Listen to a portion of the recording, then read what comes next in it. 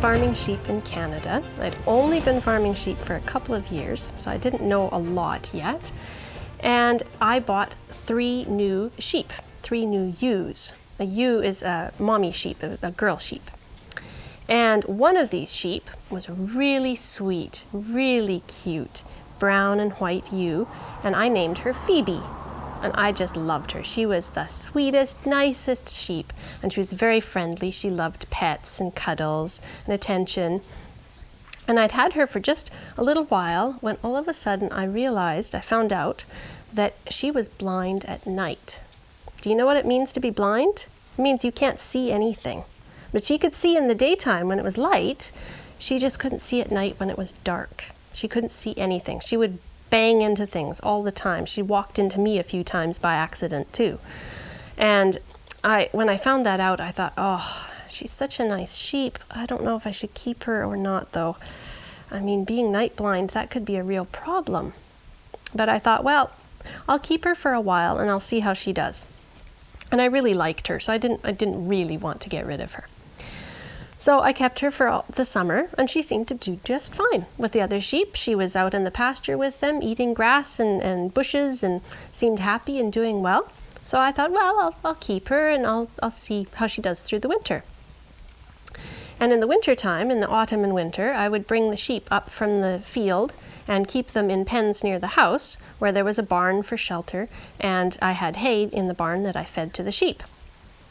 And one night in the autumn, I came home from work. It was quite late. I'd worked a very long day at my job, and I put my headlamp on my head, and I went outside to check on my sheep. And when I got out to the barn, there was a problem. There were no sheep in the sheep pen at all. So I ran up to the barn, and my barn wasn't quite finished yet. It didn't have an end wall, it just had side walls. And I kept hay in one end, and the sheep could go into the other end for shelter if they wanted to. And in between, I had made this fence out of wooden fence panels, and I'd tied them together with baling twine. And when I got up there to find the sheep, the fence was lying flat on the ground. One of my guard dogs for the sheep liked to chew twine, and she had chewed the baling twine that was holding the fence up, and she let all the sheep out that day. So there was the fence lying flat on the ground, and the sheep were all in the hay on the other side of the barn where they should not have been, and they were happily eating hay and making a mess of it and having a great time. I was not impressed with that dog that let them out. So I rounded up the sheep and I put them back into the pen where they were supposed to be, the end of the barn where they were supposed to be, and I put the fence back up and I tied it up, and I said to the dog, "Don't you chew that again. No chewing my twine. Leave the fences up." And I was just about to go into the house for supper when I thought, I should probably count my sheep just to make sure that they're all here. And I knew that there were supposed to be 24 ewes in that pen. So I started counting them. 1, 2, 3, 20, 21, 22, 23. No, that wasn't right. There were supposed to be 24. So I counted them again. 1, 2, 3, 21, 22, 23. Who was missing? One sheep was missing. Who could it be? So I started looking at them and checking them off in my mind by their names. Amber was there, Ziggy was there, Panda was there, Pleiade was there, Phoebe. Phoebe was not there. And I thought, oh no, Phoebe can't see in the dark. She could be anywhere. What on earth has happened to her? Where is she? I don't know. I've got to go find her. Oh no. So you know the story in the Bible about the shepherd that left his 99 sheep to go search for that one sheep that was missing? That's what I did. I left my sheep in the pen with the dogs so they would be safe, and I ran back to the house, and I had a border collie, which is a type of heading dog. Her name was Geordie. And I let her off her chain, and I said, "Geordie, where's the sheep? Go find the sheep." And Geordie took off like a shot and ran straight to the pen full of sheep. And I said, "Well, good girl, Geordie, but I need to find the one sheep that's not in the pen. Good job, but we got to find Phoebe." Geordie was a little confused. But when I started walking into the woods and looking for Phoebe, Geordie figured it out. We needed to find a sheep that wasn't there. So we went walking through the woods on these trails, and it's very thick woods, very brushy. It's hard to see very far ahead of you. So I told Geordie, "Where's the sheep? Go find the sheep."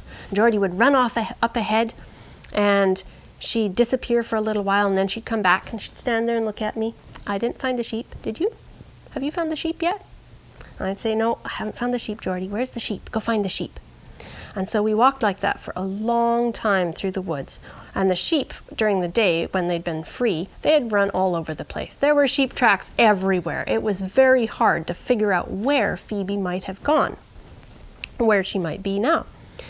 And so we walked and we walked through the woods, and Geordie and I kept looking and looking, and it was getting really late. It was maybe 10 o'clock at night, and I had worked a very long day. I was very tired and very hungry, and I wanted to stop and have supper, but I thought, no, if I stop to eat, maybe a wild predator, maybe a bear or a wolf would find Phoebe and kill her. And then I wouldn't be able to find her alive and well. I've got to keep looking. I have to find her before a wild predator does. And so I kept looking, I kept walking, and I'd gotten almost all the way around, like way out in the woods. I'd made almost a full circle around the barn and the pens, and I knew that Phoebe wasn't outside that circle because Geordie would have found her if she was there. So she had to be somewhere in that area, but there was still a little area that I hadn't checked yet. And so just as I was heading in that direction, I could hear Buffy, one of my guard dogs, barking in that area, and I thought, oh no. What if a wild animal has already killed Phoebe in that area and I'm too late? So I prayed and I said, God, please help me to find Phoebe.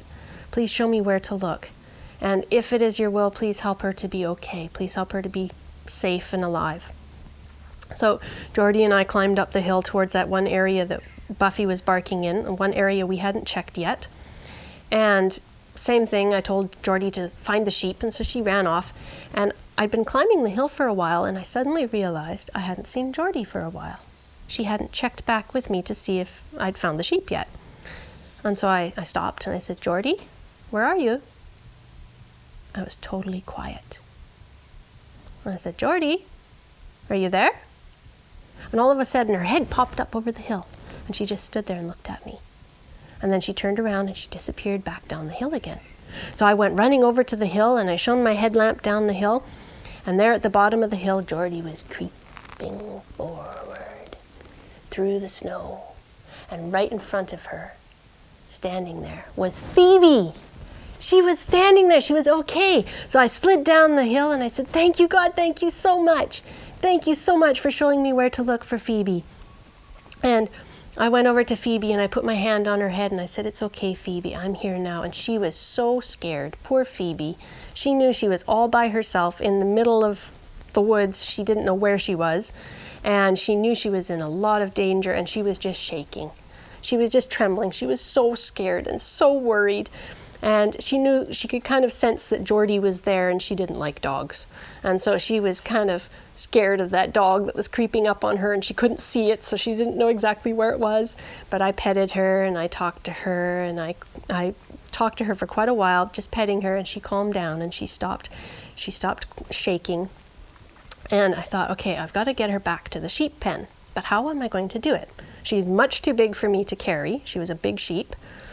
And I didn't have a rope with me to lead her, so how was I going to do it? So I just kind of had my hand on her neck, and I said, come on, Phoebe, let's go home.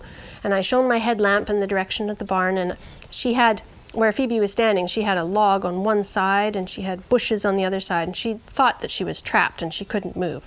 But when I stepped over the log and started to walk back to the barn, she stumbled over that log and came stumbling along with me. There was no way she was going to get left behind. No way at all. In fact, when we were walking back to the barn, she stuck to me so close that her neck and her head were pressed right into my leg, just like that, the whole way. And she just, every step I took, she was right there, pushing against me like she was stuck to me with Velcro. she was not going to be left behind again at all. And as we were walking through the forest back to the barn, it was really thick forest. The trees were close together and we had to weave our way through the trees. And as we were doing that, I turned a little bit quicker than Phoebe did once, and she banged her nose on a tree and it hurt. And I said, "Oh, poor Phoebe, I'm so sorry, poor girl." So then I put my hand on her head, and as we walked through the trees, I steered her around the trees so she wouldn't bang her nose on the trees. And we walked like that all the way back to the barn. The whole time we were doing that, Geordie was weaving back and forth behind Phoebe to make sure she didn't get away, but Geordie wasn't needed at all because Phoebe was not going to leave me. She wanted to be right by my side. She knew that's where she was safe. When we got back to the barn, I put her back in the pen with the other sheep, and then Phoebe was very happy and relieved to be back with her sheep friends. And I was incredibly happy to have her back with the sheep because I knew there she was safe and I didn't have to worry about her anymore. And I was so thankful to God for helping me to find her and for keeping her safe until I found her. I was really thankful for that. So just remember, every time you run into a problem, make sure you pray to God to help you with it, and He will show you the direction that you need to go so that you will find your way through difficult problems. And make sure you ask Him to put His hand on your head and steer you the right way so you won't bang your nose.